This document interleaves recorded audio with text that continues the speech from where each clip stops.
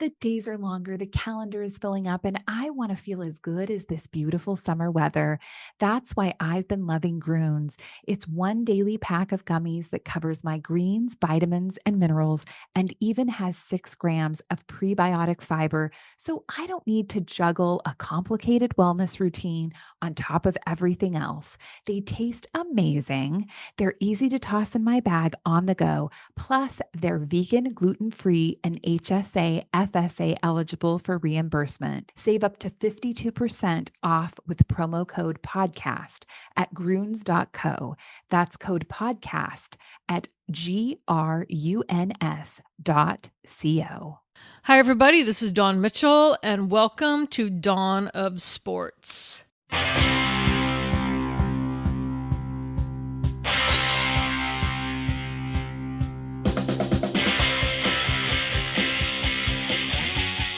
I don't even know where to begin today. Jim and I are going to break down a lot of things that went on in the horrible Sunday. I know if you want to buy into the collective Minnesota sigh, what happened between the Lynx, what happened with the Vikings, and the fact that there's a short week if you're a Vikings fan to kind of flush it. But we're going to talk about it all coming up. Yes, we are. This is Dawn of Sports. She's Dawn Mitchell from Fox 9. I'm Jim Souhan from the Star Tribune. Alex Haugen is our producer. This is kind of become our interview and general sports talk show at talknorth.com. You should know by now we have the best sports lineup in town, the best outdoor lineup in town. We keep adding people. Randy Shaver's been fantastic. Mike Grimm. We keep adding great shows. By the way, we might be having our first live John Krasinski show of the season, November 19th at Head Flyer Brewing. Check out John's show on the Timberwolves to get more details than that, or follow us on social media. We'll let you know about that show as it approaches. For today, we're coming to you from the Aquarius Home Services Studios. We want to thank our sponsors, Rudy Luther Toyota, Minnesota Masonic Charities, and Natrium. And Dawn, you said you didn't know where to start. I know exactly where to start. No matter what happens in the sports world, ever from now to the end of time, I don't think we will ever see a post-game championship just got decided rant like the one that Cheryl Reeve put on in New York on Sunday night. Unbelievable. And, I know it runs the gamut, and I loved your article, by the way, of how it is. I think Cheryl was saying everything that a Lynx fan was screaming at their television about, screaming if they were in New York about. But, she wasn't the only one, because just in game 4, Sandy was screaming about the officiating as well. So, whatever side that you fall on, I know that she just kind of let it all out. And, it's emotional. There's been men who have been coaches who have had their rants. We've played them plenty of times in the history of sports. And you know what? When emotions and big stakes and big games and things like that, and a woman who knows her sport just loses something like that and feels that it was stolen from her, I don't blame her, but it also takes guts to do it too. I don't know if a young rookie coach would be able to do that. Like you would hope so, but I'm sure, I don't know about you, Jim, but I'm sure the fines will reflect it as well. I'm fascinated to see how Kathy Engelbrecht and the WNBA offices handle this, because let's put this in perspective here. First of all, you are talking about a 4-time champion, the Olympic coach that just won gold, not just a first ballot Hall of Famer, but should have been, they might as well have put her in 10 years ago, Hall of Famer. And Kathy and the WNBA, this was maybe the high point of league history. A great 5-game series. The last 5-game series, because they're going to go to 7 games because they've become so popular. The sport has never been popular. Women's sports have never been more popular, and they play Game 5 at Barclays Center in New York, and it is packed, not with just great fans, but with celebrities. They're all over the place. It was an incredible scene. I was there, obviously.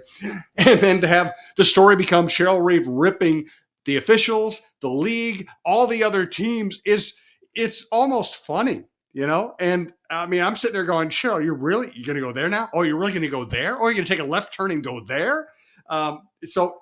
And let's, start from the Lynx fan perspective.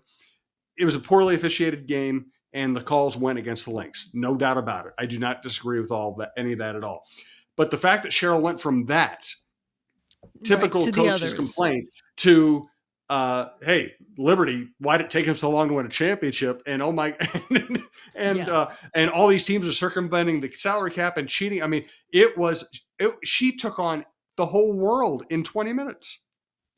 And I've seen other teams in the past where, and I know that Sherry Hansen, when George Karl, I was in Milwaukee when he was the coach there. Sometimes he would wear his emotions on the sleeve, and she would step in saying, "That's it for questions." Like sometimes you need a gatekeeper to protect your coach, or whoever, your GM. If they start, hey, you can say your emotions about the officiating, because I'm telling you, even before the game was over, I said, regardless who wins this game, the officiating it has to be addressed. It just has to be addressed. And I said the game is, deserves better. And I didn't mean that particular game. I mean, it happened in that game, but the WNBA game has elevated itself, and women's basketball has elevated itself. The officiating has to elevate itself.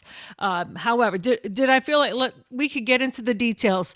They did not call the travel. They called it a foul that was fictitious. I'm not going as far as saying that the game was fixed. I'm not saying that, but there are some things that made it a really bad look. In addition to that, you don't have a commissioner wearing the skyline of New York to the game. I'm sorry, you don't wear that outfit. We as media, Jim, we can't wear the opposing or the home team colors. You know how sometimes I'm like, oh my gosh, I work till midnight or 1. I got to be back in at 7.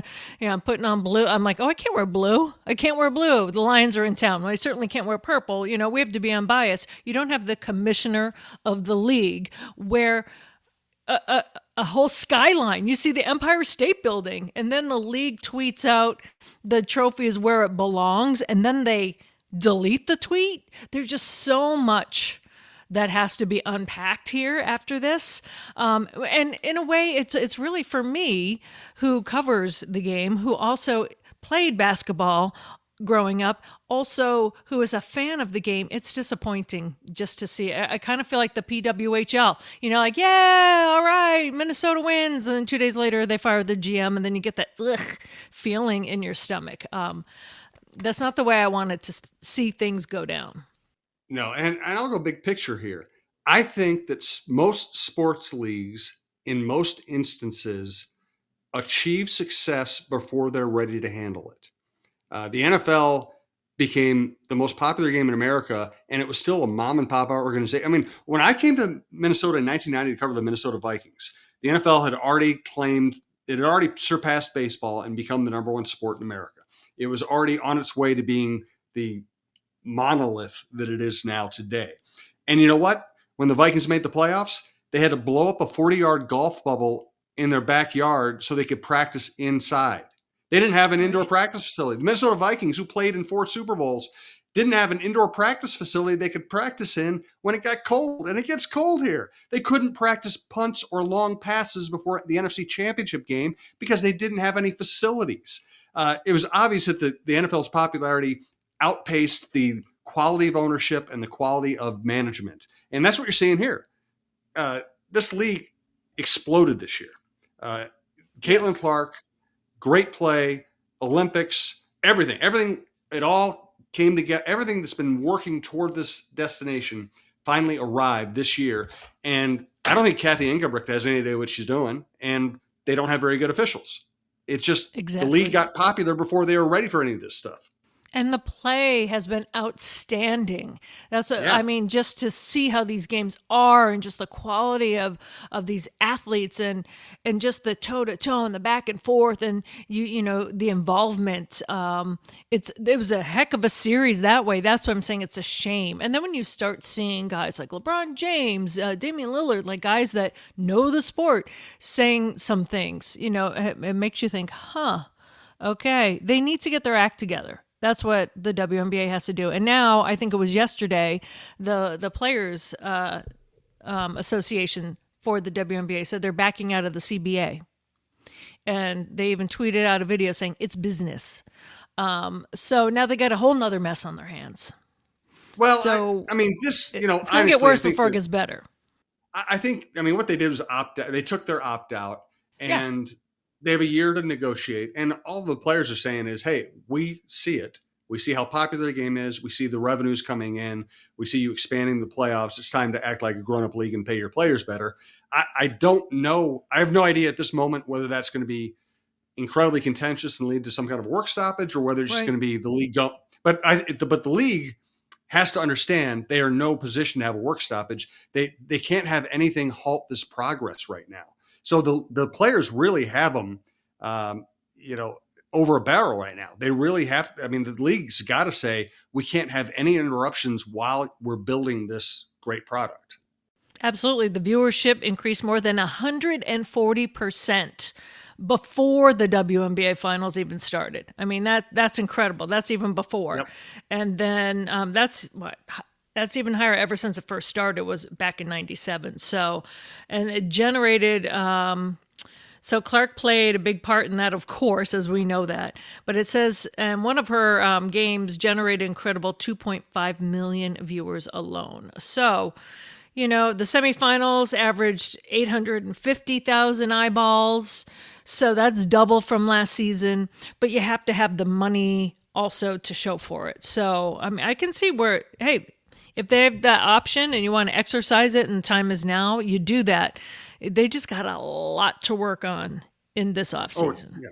No doubt about it. The game's in great shape. They just need better officials. Listen, I would have told you before Game 5 or before the final series that the officiating just isn't very good in the league. I'll also say this. There's a reason the officiating isn't very good. If they're not paying their players very much money, how much do you think they're paying their officials? It's not a good job. It's a job where you have no home games, where you're getting screamed at every night. And if you're in the WNBA, you're probably not making a ton of money. NBA officials, I think, are on the whole, I think NBA officials are very good at their jobs. They also get paid pretty well. And there are also some of them who are not good. So that's another place. And again, it's all part of the growth. The WNBA needs to find better officials, pay them better, train them better, because it's hard to officiate these games. Right. I agree. And, as we all know, officiating doesn't have you lose a championship, but it can help you win one.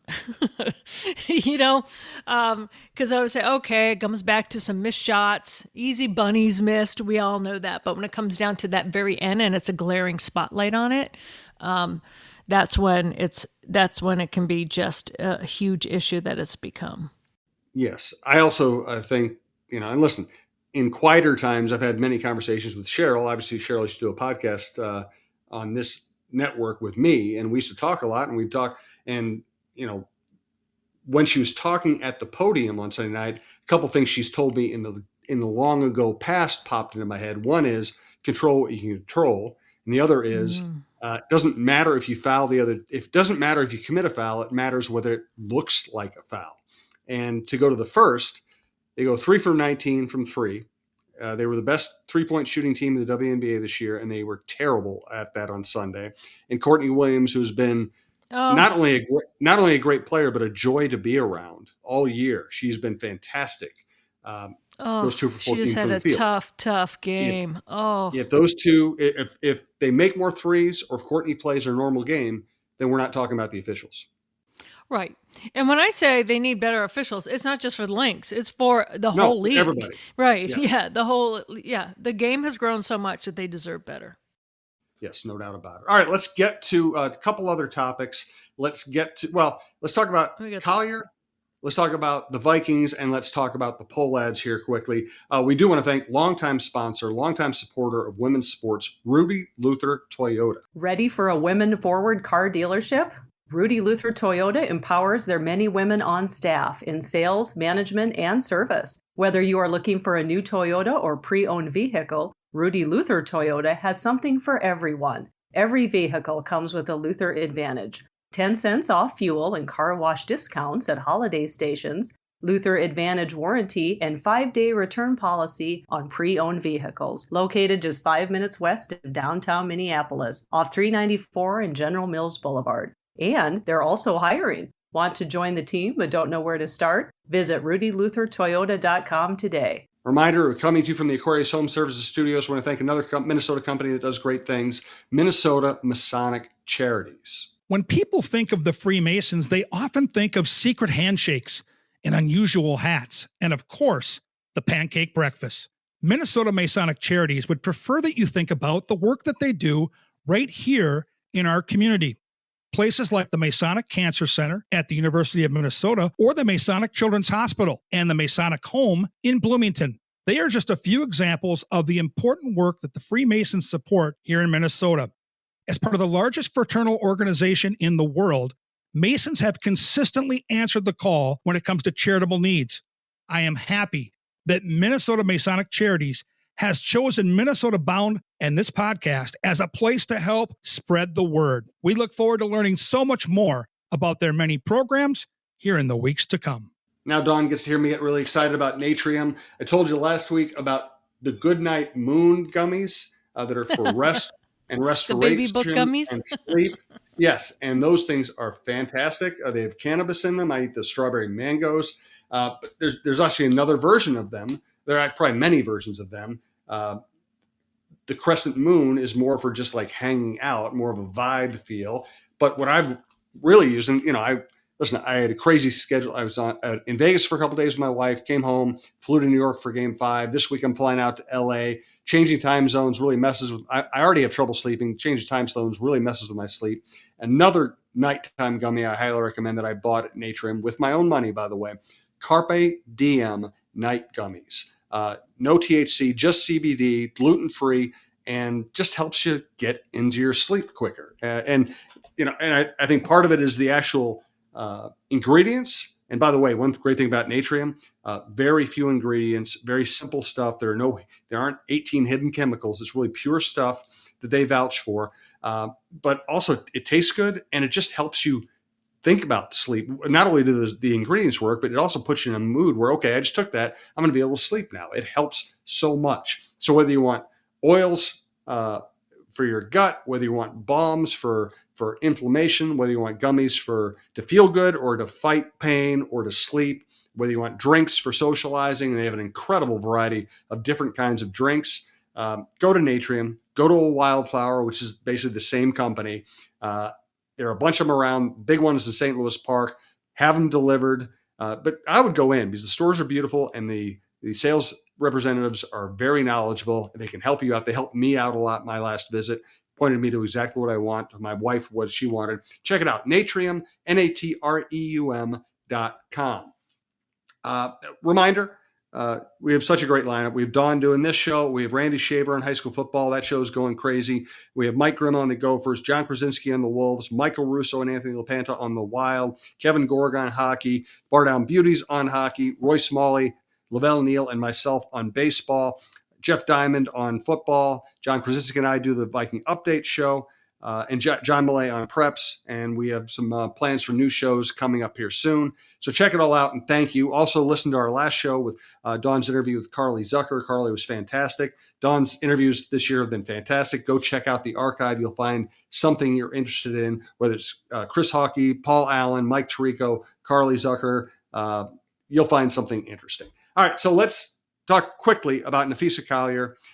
What an amazing year. And she comes in within 1 point of having the ultimate dream year: Olympic gold, WNBA championship, defensive player of the year, second in MVP voting. And I think she also, I wrote about this the other day, I think, Dawn, she also put herself now in the conversation for best player in the world. Absolutely. I'm glad you said that, because I think someone had mentioned it when I was in the sports office and we're watching the game, and we're just saying like what level she's played, and her name, if it's not number one in the world, it is up there. And also I want to add the intangibles on there about Nafisa, that she is who she is on the court and off, and she never ever changes her expression.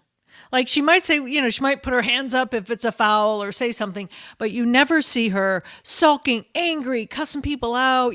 Like she holds her emotions in check, just kind of classy on the court and off. But her play, we know that she's the defensive player of the year. But when they needed her to go through the paint and generate some offense in that last game, she was starting to do that. Picking the team up. She's everything that a captain, a leader, and everyone should be. And it's so great just to see her finally getting her recognition. I know people knew who she was. She's been on the Olympic team, but finally getting her due as a superstar and one of the best, if not the best in the world. I agree. So let's get to the Vikings. We're talking here on Tuesday afternoon. They have a Thursday night game. I'll be out in LA for that. Are you going out, Don? No, Ahmad Hicks. This is his game out there. Got it. Okay, so, great. Yeah, it's going to be fun for him. And we do the same thing to start to be and you do, which is we trade games. I'm doing most of the Vikings games, but not all of them. Chip and Lavelle will do a few too. But I'm doing the LA one. I was out at Viking Land today, and I think what we learned on Sunday is that Blake Cashman is really important. Without Absolutely. him in there, they were able to, the Lions were able to run the ball pretty efficiently. They were able to run the ball up the middle pretty efficiently.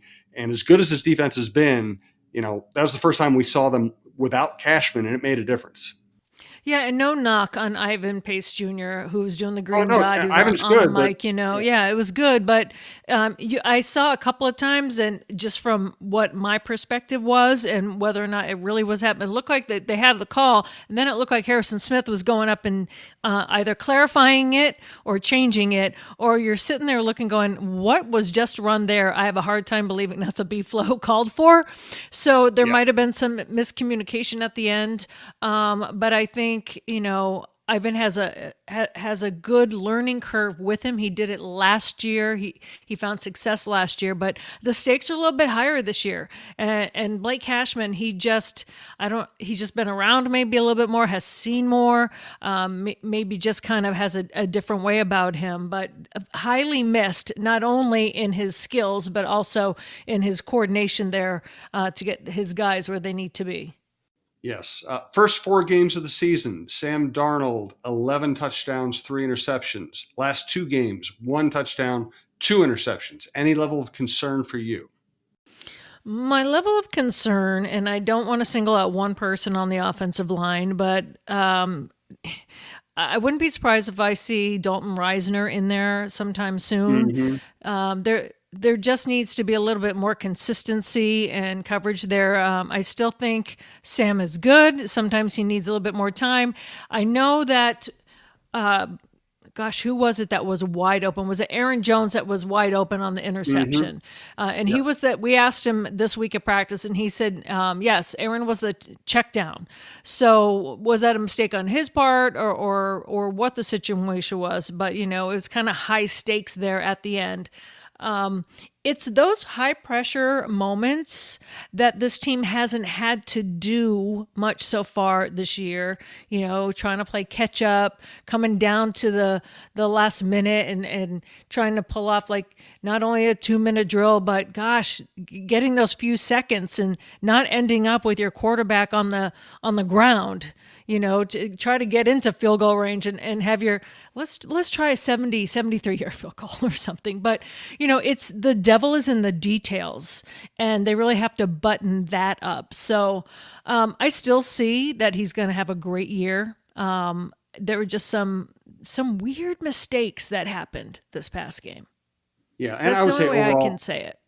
Yeah, I would say overall he played really. I mean, he completed 81.5% of his passes. Yeah. He ran for 39 yards. I actually thought he played touchdown to Jets. Woo! Yeah, that was a great throw. Yeah. So he played fairly well. And if anybody was waiting for him to collapse, that was not a collapse on Sunday. He just he missed a couple of plays. Right. And who knows what the coverage was in front of him or what the call was supposed to be. So hopefully they can clean all that up. Yep. I don't think you and I have talked about this topic. Let's bring this up as our last topic for today. Again, if you like the show, please subscribe to your favorite podcast app. It's free. It's the easiest way to listen. Same thing for all the shows that are network. If you find something you like, whether it's sports or outdoor or variety, subscribe. It's just the easiest way to listen. It helps us out. We do appreciate it. The Pohlads sell, and as I've said on other shows and I've written it, I'm glad just because I got tired of the conversation. I got tired of everything that went wrong with the Twins being blamed on the Pohlads and the salary cap, or their amount of salary spending. And it became one-stop shopping. A guy missed a bunt. Oh man, if they just signed another free agent, they lost this year because their young players choked in September. And those young players would have been on the field no matter what the payroll level was. So I look forward to new ownership coming in just to change the dumb conversation. Well, in addition to the young players, choking, they dealt a lot. Sometimes when you see a team that dealt with that amount of injuries to significant players over a long period of time, I'm always thinking, how long can they sustain this? Yep. How long can you do that? So, you get lucky, but that luck's going to run out because you're not having the guys that you're paying the money to. You're not having your superstars. You're not having the guys that are in the clutch that have been there, done that, or at least have attempted that before. So it's even more than that. But yes, you're sick of blaming it on, because let me tell you, a couple of other guys that weren't injured and they're playing into October, they're looking like the shrewdest owners ever. Right? So we all know that's how sports goes. The biggest concern I'm hearing from people, Jim, and you probably are as well, is everyone now thinks that the team's going to be moved regardless. Now, I know that was there like at least 15 years left on their Target Field lease? I think there is, right? Because it's like a 30-year lease and signed in 2010. People are thinking, well, if Nashville, makes a bid, will they try to get them there after 15 years? I mean, it's 15 years down the line. I think let's just take it one breath at a time and see what goes. I hate them. It's such a Minnesota reaction. Oh, we're always going to lose.